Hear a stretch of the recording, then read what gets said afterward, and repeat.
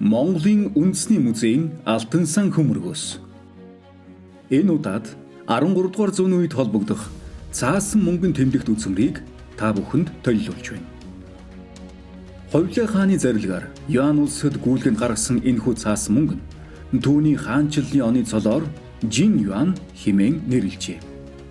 Модны холтос зарим ургамлын нав зэргийг хольж тусгай аргаар боловсруулсан цаасан дээр баралсан энэхүү мөнгө нь Юан улсын мөнгөн тэмдэгтийн дотроос хамгийн өндөр номин алдтай мөнгөн тэмдэгт юм. Уг мөнгөн тэмдэгтийг 2 кван буюу 2 хэлхээ хэмээн нэрлэжээ. Хэлхээ гэдэг нь 100 ширхэг зоосон мөнгөний хэлхээ гэлнэ. Цаасан мөнгөн дээрх 2 хэлхээ нь 200 ширхэг зоостой тэнцэх үнэлгээтэй гэсэн утгыг агуулна. Мөнгөн тэмдэгтэн дээрх ихэнх бичээсийг хятад хэлээр бичсэн байдаг боловч тэмдэгтийн гол хэсгийн баруун зүүн талд бүх нутаг дэвсгэрт гүйлгээний эрэхтэй гэсэн хятад үгийг дөрвөлжин бичгээр бичиж их хааны сангийн тамга даржээ. Тэмдэгтийн доод хэсэгт мөнгөн тэмдэгтийг хуурамчаар үйлдвэл цаазаар авна.